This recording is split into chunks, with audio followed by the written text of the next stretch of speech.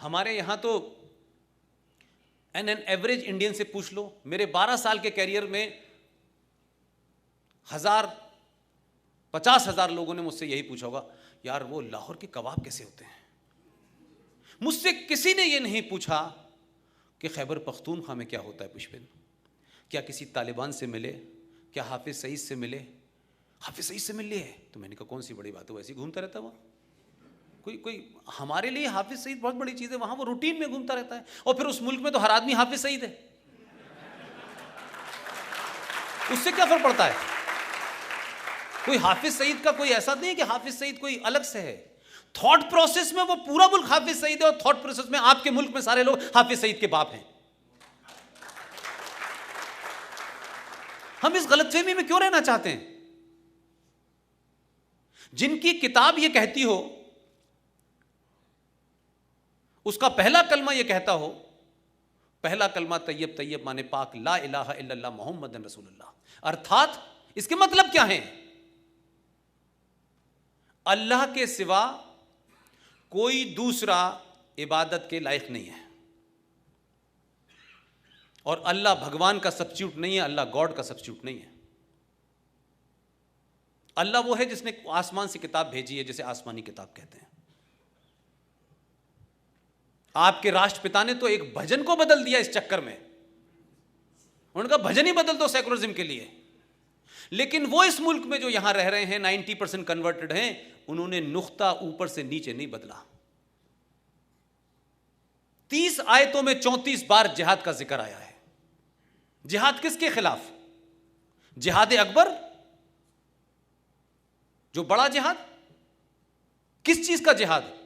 तो आप लोगों को क्या बताया जाता है, अरे भाई देखिए ये जो है ना, बहुत सारे लोग ये गलत बताते हैं, जिहाद का मतलब ये नहीं है। तो जिहाद का क्या मतलब? जिहाद का मतलब है जो आपके अंदर इविल फोर्सेस है उनके खिलाफ जिहाद लड़ना। तो बगदादी इविल फोर्सेस से लड़ रहा है, इविल फोर्सेस से लड़ रहा है। वो बगदादी को जस्टिफाई करेंगे अमेरिका को गाली देके। ये अमेरिकन ने जो हालात पैदा किए हैं उसकी वजह से रिएक्शन है। कश्मीर में बेरोजगार है इसलिए रिएक्शन है। यानी हर आतंकवाद को लॉजिकली समझाने की आपको कोशिश करते हैं, और जब आप कहिए कि आपकी किताब ये कहती है तो ये झूठे एक बात नहीं बताते आपको। मोहम्मद साहब जब मक्का में थे, मदीने में थे, तो 24 साल तक उन्होंने बड़ी अच्छी अच्छी बातें की। उन्होंने कहा कि ये भी देवता और ये भी देवता, ये सब पूजा करी जा सकती है, इन सब को हम मानते हैं, हम किसी के विरोध में नहीं हैं। वहां एक अलग कुरान है, उतने दौर का एक अलग कुरान है। जब वहां से माइग्रेट होके गए और जब यकायक एक बहुत रिचेस्ट वुमन खतीजा जो विडो थी, जब उनसे उन्होंने शादी की, जो वो कोई 45-46 साल की थी और ये 24-25 साल के थे, उसके बाद जो दूसरा कुरान है उसमें जब लोगों ने कहा कि आपने अब तलवार की बात कर रहे हैं आप, तो जो अब आप मदीने में थे तो आप ये कहते थे, तो उनके अपने अल्फाज हैं, ये मेरे नहीं है, कि नहीं उस वक्त मेरे ऊपर शैतान आ गया था। यानी जो अच्छी भली बातें की थी उस पर भी उन्होंने पानी फेर दिया। और फिर जब तलवार उठाई, यानी जब मदीने में थे तो कोई 40 या 50 उनके फॉलोअर थे, मात्र 40-50, और जब तलवार उठाई तो आप देख रहे हैं पूरी दुनिया में फॉलोअर ही फॉलोअर है उनके। उन लोगों ने इतनी जबरदस्त मार्केटिंग की कि इस देश की सारी मार्केटिंग कंपनियां फेल हैं। मोहम्मद साहब के जो पहली पत्नी थी, जो उनकी सबसे बड़ी बेटी थी मोहम्मद साहब की, फातिमा, उनके शौहर, उनके पति अली, जब वो सजदे में नमाज पढ़ रहे थे तो उनके बराबर में एक आदमी लेटा हुआ था। उनके बराबर में एक आदमी अपने सजदे में लेटा हुआ था। सजदे में पूरा आपका सर जमीन पे लगता है और आपकी बॉडी जो है, चेस्ट नजर नहीं आता। वो काफी 1 घंटे से लेटा हुआ था।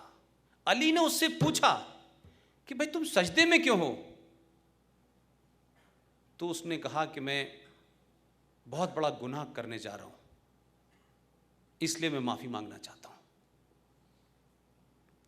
और जब अली सजदे में गए, उसने तलवार छुपा रखी थी, उठा और अली की गर्दन काट दी। सुबह 4:30 बजे फजर की नमाज अली के कत्ल हुआ और उनके नवासों को, हसन और हुसैन को, करबला के मैदान में 3 दिन तक प्यासा रखा गया, उनको मार दिया गया। मोहम्मद साहब के ख़ानदान को मारा गया। न तो वहाँ रामलाल था, न श्यामलाल था, और आरएसएस की भी कोई ब्रांच नहीं थी वहाँ, तो इनके ऊपर भी कोई आरोप नहीं। तो हम उस कत्ल में शामिल नहीं थे। अब अगर मैं ये कह दूं कि अगर इस धरती पे 1400 साल पहले वो कौन आतंकवादी था जिसने पैगंबर मोहम्मद साहब के खानदान को मारा, क्योंकि उसने इसलिए नहीं मारा कि वहां कोई सत्ता की लड़ाई थी, बिलीफ की लड़ाई थी। और वो कौन लोग थे? वो लोग शिया कहलाते हैं जिन्हें मारा गया। इसलिए इमाम हुसैन, अली, फातिमा, ये सब एक तरफ, ये दूसरी तरफ। इसीलिए हिंदुस्तान में 4,75,00,000 शिया रहते हैं। ईरान शिया कंट्री है। इस सब के बावजूद भी कि भारत में कोई सरकार ये रहे या वो रहे, ईरान से आपके संबंध हमेशा ठीक रहे। आपकी बुरे वक्त में कट्टरपंथी अपनी जगह है। इस देश में 4.5 करोड़ से ज़्यादा शिया हैं। उनका कंट्रीब्यूशन उठा के देख लीजिएगा, इस देश के डेवलपमेंट में उनका कंट्रीब्यूशन है। तो जो अली के कातिल थे, जो हुसैन और हसन के कातिल थे, वही पूरी दुनिया में इस्लामिक आतंकवाद चला रहे हैं और उसको जस्टिफाई कर रहे हैं। और उन लोगों ने तो कुरान की आयतों को भी टेम्पर कर दिया है। तो ये हमारे देश में सहारनपुर के पास एक जगह है जिसे आप लोग देवबंद के नाम से जानते हैं, और उसे कहते हैं Deoband Islamic school of thought. ये वही लोग हैं। एक बरेली जगह है, वैसे तो दूसरे काम के लिए जानी जाती है बरेली, बड़ा पागल खाना है वहाँ। जिन लोगों का आगरे में ठीक से इलाज नहीं हो पाता उन्हें वहाँ भेजते हैं। लेकिन उसी बरेली में एक इस्लामिक स्कूल ऑफ थॉट है जिसे कहते हैं बरेलवी स्कूल। अब बरेलवी स्कूल ऑफ थॉट क्या है और देवबंद स्कूल ऑफ थॉट क्या है? बरेलवी कहते हैं कि ये जो मज़ारे हैं, ये जो पीर हैं, हम इनको मानते हैं। देवबंद स्कूल ऑफ थॉट क्या कहता है? अल्लाह और अल्लाह के बंदे के बीच में ये कोई मज़ार वज़ार नहीं आएगी, डायरेक्ट बात होगी मोबाइल से। लेकिन जैसे ही भारत के अंदर पॉलिटिकल ब्लैकमेलिंग करनी होती है, तो पूरे इस्लाम के अंदर, पूरी दुनिया में जो 72 सेक्ट हैं, टोटल 72 सेक्ट हैं, वो सिर्फ भारत में है, क्योंकि यहां दुकान चलाना ज्यादा आसान है। पूरी दुनिया में नहीं मिलते आपको, क्योंकि हमने ऐसे लोगों को पनपाया है। वो जैसे ही ये मामला आता है तो वो सब एक प्लेटफॉर्म पे खड़े होते हैं। ये महज इत्तफाक है कि उसमें से सिर्फ जो बड़ा सेक्ट है जिसे आप शिया कहते हैं, वो पूरी शिद्दत के साथ कहते हैं कि भगवान राम, श्री कृष्ण और जितने भी लाइन से आप कहें, बोले ये सब अवतार हैं। ये जैसे मोहम्मद साहब पैगंबर थे, ऐसे ही ये भी हैं और ये समय समय पे आते रहेंगे। उनका ये कहना ही, उनकी ये सोच ही उनके खिलाफ है, जिसके चलते इस्लामिक रिपब्लिक ऑफ पाकिस्तान में शियाओं के कत्ल को कहा गया है वाजिबुल कत्ल, उनका कत्ल जस्टिफाई है। आपके मुल्क में भी शियाओं को मारना बुरी बात नहीं समझी जाती है। इसलिए जो मुसलमान आपको ज्ञान देते हैं Islam is a religion of peace, हमारे यहाँ कोई जात पात नहीं होता, तो कहेंगे ये 72 क्या हैं, 72 क्या हैं ये, हम पूछते नहीं हैं। शिया जो है जब सुन्नी नमाज पढ़ लेता है उसके आधे घंटे बाद जाता है पढ़ने। मस्जिदें अलग हैं, और एक आपने उनका, उसको आप फेस्टिवल नहीं कह सकते, उनके गम का दिन होता है जब वो मुहर्रम मनाते हैं। हमारे हिंदू भाई इतने भोले लोग हैं, इतने महान लोग हैं कि जिस सब्जेक्ट को नहीं जानते उसी में नोबेल प्राइज विनर है, और कोई पूरे कॉन्फिडेंस से कहते हैं। मैं जब यूनिवर्सिटी में पढ़ा करता था तो आर्ट्स फैकल्टी आप जानते हैं हर यूनिवर्सिटी की सबसे ज़्यादा नटोरियस होती है। अब क्योंकि उनको पता नहीं है, बेचारे शहर से आए हैं जो हमारे यूनिवर्सिटी से बाहर का, अब वो कह रहे हैं असलम भाई मुहर्रम मुबारक हो। भाई साहब, अब उनको ये पता ही नहीं है कि ये कोई, भाई साहब ये मुबारक देने का फेस्टिवल नहीं है, लेकिन चिल्ला चिल्ला के भाई दे रहा है, 4 लोगों को और बता रहा है। तो जहां आपकी इंफॉर्मेशन नॉलेज अपने साथियों के बारे में यह हो, तो आप फिर कैसे किसी नतीजे पे पहुंचेंगे। लिहाजा इस्लाम, कुरान, ये सब एक बहुत बड़ा चैलेंज है दुनिया के लिए। पूरी दुनिया आपके न्यूक्लियर पावर को माने या ना माने, आप विदेशी अखबार पढ़िए, पूरी दुनिया आपके साथ एक बात में आपकी ताकत को मान रही है, या मान रही है कि उनकी मजबूरी है, दोनों में से कोई भी चीज आप मान लें। पूरा यूरोप कह रहा है, चिल्ला चिल्ला के कह रहा है, इस्लामिक आतंकवाद से सिर्फ हिंदुस्तान के अलावा कोई नहीं लड़ सकता।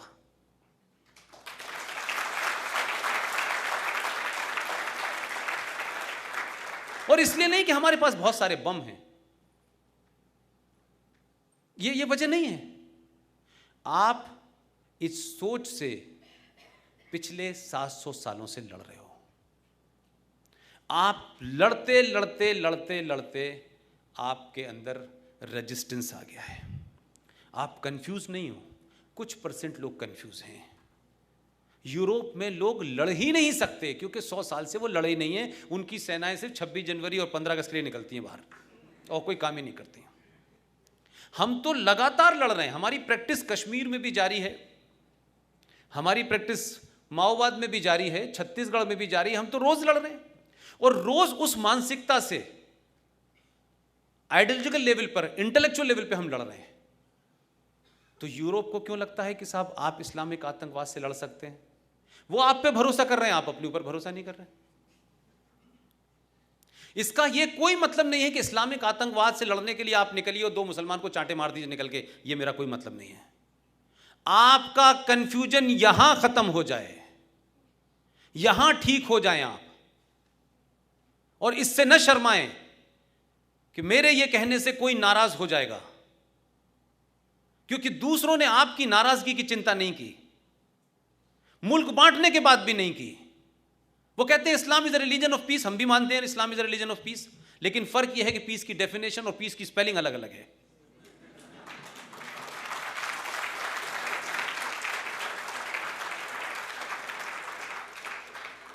लिहाजा हम तो दुनिया के वो मुल्क हैं, मात्र 70 साल पहले ये मुल्क बटा है। किन कारणों से बटा है? और ये जब बटा है जब हमको सुबह शाम घुट्टी पिलाई गई। इस देश की आजादी में हिंदू, मुस्लिम, सिख, ईसाई सब आपस में मिलकर लड़ रहे थे, मैंने माना, इसमें कोई शक भी नहीं है। लेकिन जहां इतना भाई भाई का सैलाब बह रहा था, यकायक मुल्क बढ़ते ही 21 लाख लोग मर गए। वो हिंदू भी मरे, सिख भी मरे, मुसलमान भी मरे। ये नफरत सिर्फ इमीडिएट हो सकती है कि एक घटना घटी और आपने इतने लोगों को मार दिया, 2, 4, 10 मरते तो समझ में आता था। इसका मतलब है कि एजेंडा कुछ और था। लड़ रहे थे अपने अपने एजेंडे के लिए आप, और आपको मौका मिला, आपने काम किया।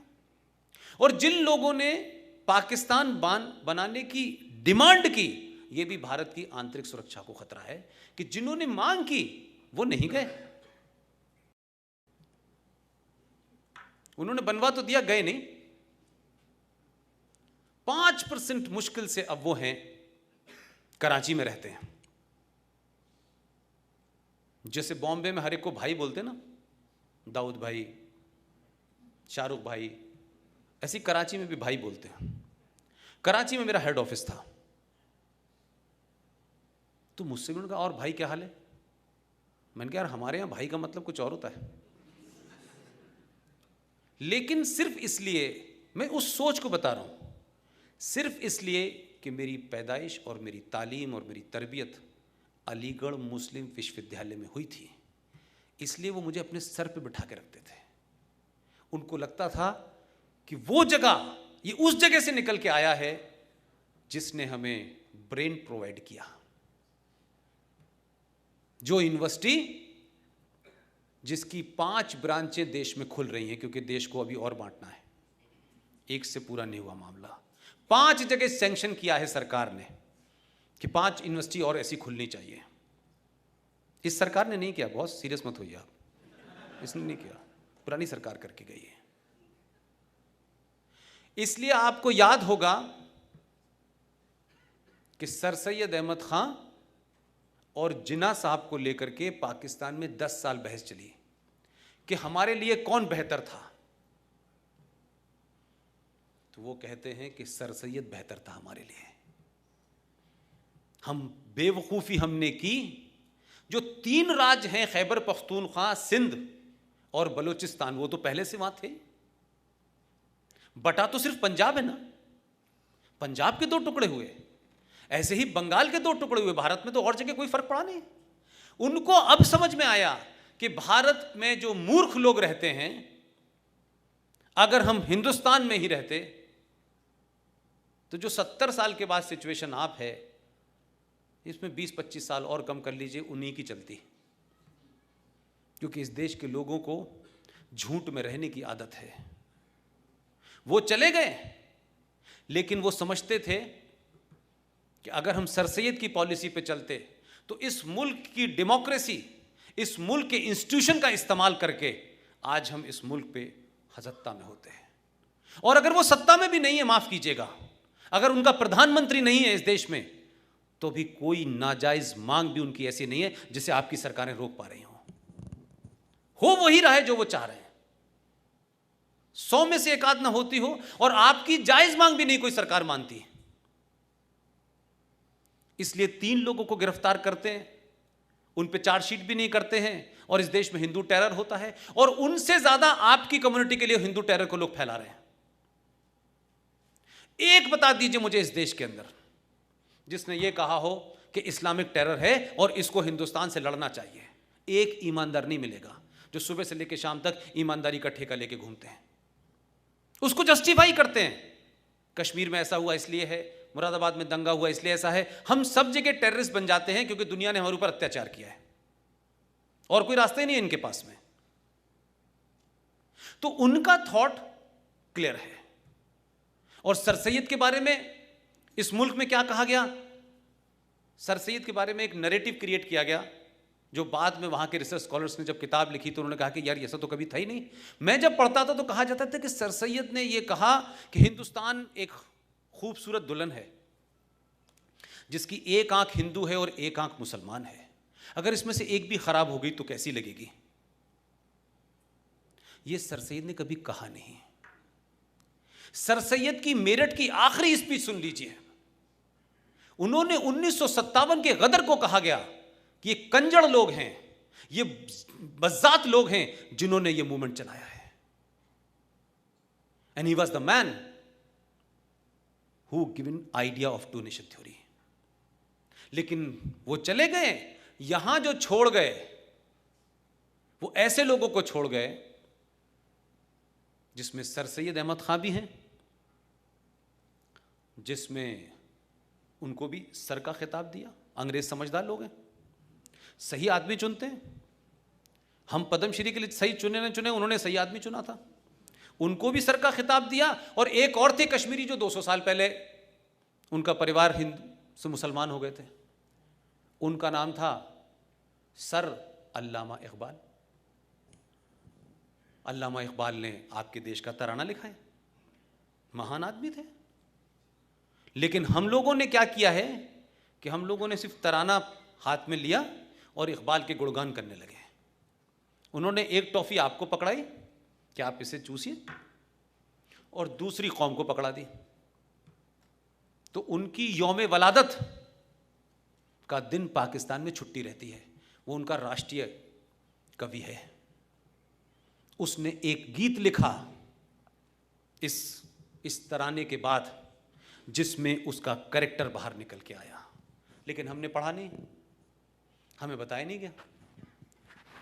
और हम, इंदिरा गांधी ने भी पूछा जब राकेश शर्मा ऊपर थे कि भारत कैसा दिखता है, तो उसने भी कह दिया सारे जहां से अच्छा हिंदुस्तान हमारा, उसने भी बता दिया। हम खुश हो गए। अल्लामा इकबाल ने दूसरा तराना लिखा, उसको कहते हैं मिल्ली तराना। मिल्लत कहते हैं मुसलमानों को, मिल्लत। और उर्दू में जब कोई कहता है कौम, कौम का मतलब होता है देशवासी। उन्होंने जो मिल्ली तराना लिखा, वो मिल्ली तराना क्या था हमने पढ़ा ही नहीं। कि उस आदमी ने इलाहाबाद के 1930 में मुस्लिम लीग का जब वो अध्यक्ष चुना गया, तो उस कॉन्फ्रेंस में बहैसियत सदारत उन्होंने जो उसके अध्यक्ष के पद पे जब बैठ करके पहला भाषण दिया, उस भाषण में उन्होंने सर सैयद की बात को इंडोर्स किया और ये कहा कि जो वेस्टर्न इलाके में जो मुस्लिम डोमिनेटेड एरियाज हैं, इनको अलग बनाया जाना चाहिए।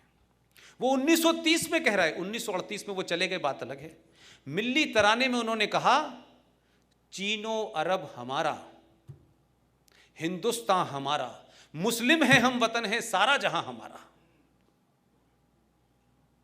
हम इकबाल साहब को सर पे बैठाए हुए हैं, उनका तराना गा रहे हैं, क्योंकि हमारे यहां तो कोई तराना लिखने वाला था ही नहीं।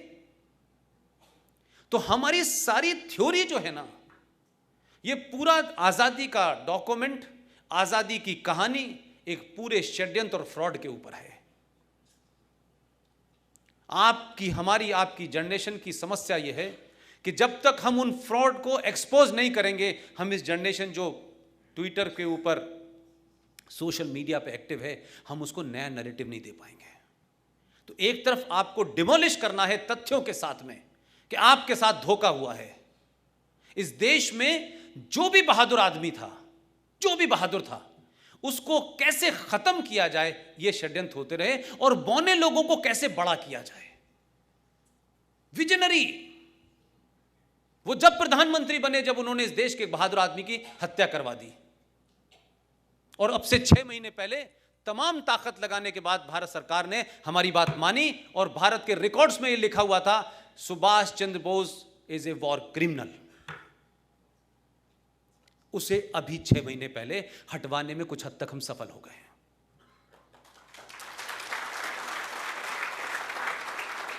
इसलिए आज की जनरेशन को बताना जरूरी है कि सुभाष चंद्र जैसे लोग आज भी राष्ट्रवादियों को क्यों फंसाया जा रहा है। आज से पहले भी यही होता था। जिनका कद छोटा था, जो बौने थे, उनको डर था। इसलिए मैंने अपने एक भाषण में कहा कि ये एक ट्रेजेडी नहीं है, ये उससे भी बड़ी ट्रेजेडी ये है कि इस नेहरू परिवार का जब आदमी प्रधानमंत्री बनता है, अपने ही लोगों की बलि लेता है। नेहरू जी प्रधानमंत्री बने, इस देश के एक बहादुर आदमी जिसने दुनिया में जाकर के चैलेंज किया, आपके नॉर्थ ईस्ट के इलाके को कब्जा लिया, 40,000 लोगों की फौज बनाई, और 26,000 लोग उस फौज के मारे गए। और यहां गाना लता मंगेशकर गा रही हैं कि बिना खड़ग बिना ताल दे दी हमें आजादी बिना ढाल के। 26,000 लोग सिर्फ इंडियन नेशनल आर्मी के मारे गए थे, आजाद हिंद फौज के। 21 लाख लोगों को डिवीजन में मारा, और पूरे मेरठ से लेके इस इलाके के अंदर सब जगह पेड़ों के ऊपर लाशें लटकी हुई थी। ये इतने लोग मरने के बाद अहिंसा से आजादी मिली थी आपको? ये नैरेटिव क्रिएट किया क्योंकि उनको मालूम था कि अगर दूसरा इतिहास पढ़ाएंगे तो ये बौने लोग जो है सत्ता से बाहर आ जाएंगे, जिन्होंने अंदर सांठगांठ कर रखी थी। मेरा गांधी जी से सिर्फ इतना ही कहना है, गांधी जी आपको सत्ता नहीं चाहिए थी, आपको प्रधानमंत्री नहीं बनना था, आपने देश में एक मुकाम प्राप्त कर लिया था, लोग आपकी बात पे यकीन कर रहे थे। आपने देश को एक वादा किया कि मेरी लाश पे पाकिस्तान बनेगा, लेकिन गांधी जी आप हमें कहीं लड़ते हुए तो नजर आते, कहीं धरना प्रदर्शन करते तो नजर आते कि आपने देश के बंटने के खिलाफ कोई धरना दिया, प्रदर्शन किया, आपने जिद अटली, आपने नेहरू जी को भी साइडलाइन कर दिया होता तो हम मानते कि आपने कुछ ईमानदारी से काम किया। लेकिन आप किस किस बात पे अड़ गए कि 14 में से 1 वोट नहीं मिला, कहा कि नेहरू की हार तो मेरी हार है। आपने उस जमाने के हाई मॉरल ग्राउंड लोगों के उस इमोशन को एक्सप्लॉइट किया, उन्होंने छोड़ दिया। पूछिए एटली साहब जब हिंदुस्तान आए थे, क्योंकि भारत को जब तथाकथित आजादी के दस्तावेजों पे साइन हो रहे थे तो सीआर एटली यहां आए थे आजादी के बाद में बंगाल में, और बंगाल में जो गवर्नर थे उस गुप्तगू का पूरा जिक्र है, वो बातचीत जो उनके बीच में हुई है इट्स अवेलेबल। उन्होंने पूछा गवर्नर साहब ने कि ऐसी क्या वजह थी, सब चीजें तो फिजिल आउट हो चुकी थी, कोई रेजिस्टेंस नहीं था, आप भारत से क्यों गए? सीआर एटली का जवाब है कि सुभाष चंद्र बोस की वजह से हमारे यहाँ फौजों में म्यूटनी हो रहा था और हम उस रोक पाने में असमर्थ थे, इसलिए that was the right time कि हम अपना फेस बचा के निकल गए। लेकिन आपके मुल्क में जो इतिहास लिखा गया उसमें सुभाष चंद्र बोस एक वॉर क्रिमिनल है, उसमें भगत सिंह एक आतंकवादी है, यह आपके डॉक्यूमेंट में लिखा हुआ है। आपको लगता है कि पिछले 70 साल में जो हीरो बनाए गए, उन हीरो को देख करके इस देश में कोई सुभाष चंद्र बोस पैदा होगा? कोई भगत सिंह बनना चाहेगा? कोई वीर सावरकर बनना चाहेगा? क्योंकि आपने अपने सही हीरो को खत्म खुद कर दिया। इसलिए बौने दलाल पैदा हो रहे हैं, राजनीति में पैदा हो रहे हैं, सत्ता तक पहुंचने के लिए कुछ भी कर लो। इसलिए भारत का प्रधानमंत्री नेशनल डेवलपमेंट काउंसिल की मीटिंग के अंदर, जहां 28 मुख्यमंत्री बैठे हुए थे, उसने कहा यह बात कि भारत के प्राकृतिक संसाधनों पे पहला हक मुसलमानों का है। ये ऑन रिकॉर्ड है, ये कल की बात है, कोई बहुत 5000 साल पुरानी नहीं है। इसलिए उस पार्टी को कोई शर्म नहीं आई, उनका इतिहास नहीं पूछा, ये कौन लोग हैं जिन्होंने इस लार्जर कम्युनिटी को बचाने के लिए अपने 4-4, 5-5 साल के बच्चों को चिनवा दिया। आपने दिल्ली में उनको मार के बहुत बहादुरी का काम किया। एक कपूर कमीशन है, मैं आज आपको बता रहा हूं, यह देश को नहीं बताया गया। महात्मा गांधी के मर्डर के बाद 1969 में एक कपूर कमीशन बना है, उसकी रिपोर्ट नहीं सार्वजनिक की गई है। पूना में महात्मा गांधी के कत्ल से 3 दिन पहले उसमें एक डिस्ट्रिक्ट मजिस्ट्रेट और उसकी एक वाइफ का कन्फेशन बयान है। वो ऑफिसर पूना से अपने घर से बाहर ड्यूटी पे गया हुआ था, उस लेडी ने बयान दिया है कपूर कमीशन के अंदर, और उसने कहा कि कुछ लोग उसके घर पे आए थे और वो साहब से मिलना चाहते थे। साहब नहीं थे, उस जमाने टेलीफोन की सुविधा बहुत ज़्यादा नहीं थी। उन्होंने अपने पूरे रिटन उसमें लिखा है, वो भी कोई बड़ी अफसर थी, उसने कहा कि 3 दिन पहले महात्मा गांधी की हत्या से जो लोग आए थे, उन्होंने कहा कि पुणे के अंदर ब्राह्मणों के खिलाफ बहुत बड़ा षड्यंत्र हो रहा है और काफ़ी लोग मारे जाएंगे क्योंकि गांधी जी की हत्या होने वाली है। ये 3 दिन पहले उसने कहा है। उस लेडी ने यहां तक कहा कि उस अफसर को उसने बता दिया था, जो उसका पति था, उसने दिल्ली भेजा। दिल्ली में किसने फाइल दबाई? ये कमीशन के बारे में नहीं बताया गया क्या आपको? वो कमीशन की रिपोर्ट निकलवा लीजिए ना। वो छुपका दी, दबा दी। हो सकता है कि सामने हो नाथूराम गॉडसे, और गांधी जी की हत्या से 2 दिन पहले का उनका बयान देख लीजिएगा। ये सब कुछ अवेलेबल है। इन तथ्यों को देख करके देश में बदलाव हो रहा है या नहीं हो रहा वो एक अलग इशू है, लेकिन कम से कम इस जनरेशन को सच तो पता चलेगा। उनकी हत्या से 2 दिन पहले गांधी ने कहा था कि ये कांग्रेस पार्टी को एक आंदोलन है, इसे समाप्त कर दिया जाए, इसे एक स्वयंसेवी संस्था बना करके समाज में काम किया जाए। जिन लोगों को राजनीति करनी है कोई दल बनाए, अलग से करें। लेकिन कुछ लोगों को लगा कि इस ये दल ही खत्म हो गया तो हमारी दुकान ही बंद हो जाएगी। उन्होंने गांधी जी को थ्रेट 2 बार किया, और 2 दिन के बाद गांधी जी समाप्त हो गए। और कौन वहां खड़ा हुआ था, कैसे कैसे षड्यंत्र हैं आपके यहां। जाइए तो जरा बिरला मंदिर, जाइए तो इतिहास तो देखिए दिल्ली में जाकर के, क्योंकि हम सब लोगों ने अखबारों के माध्यम से पढ़ा है। और उस दौर के अखबार जो 1 या 2 हुआ करते थे, आज की तरह कोई 450 टेलीविजन नहीं थे। किसने सुना गांधी के मुंह से ये आवाज निकली, हे राम? किसने सुना था? ऐसा क्रिएट कर दिया गया कि सिर्फ नेहरू जी को सुनाई दिया हे राम कह रहे थे वो। How the create the thing, आपने एक क्रिएट करा, लोगों की सिंपैथी हे राम, आखिर में उन्हें भी हिंदू बना दिया और चल रहे। गांधी के बारे में कुछ मत कहना, कहते ही मुसीबत हो जाएगी। गांधी की पर्सनल लाइफ के बारे में विदेश में चर्चा हो रही है, उनके निजी जीवन के बारे में चर्चा हो रही है, वहां नहीं कुछ बोलेंगे। लेकिन जैसे ही इस देश में भारतीय जनता पार्टी और आरएसएस को कॉर्नर करना हो तो 2 एजेंडे लेके खड़े हो जाओ कि आरएसएस तो वो पार्टी है, वो संगठन है जिसका गॉडसे जो था मेंबर था। और ये देखिए, ये तो वीर सावरकर के समर्थक हैं। तो ये बड़ा अच्छा है, जैसे वो ये बोलते हैं ये बेचारे डिफेंसिव हो जाते हैं। अब ये डिफेंसिव नहीं हो रहे,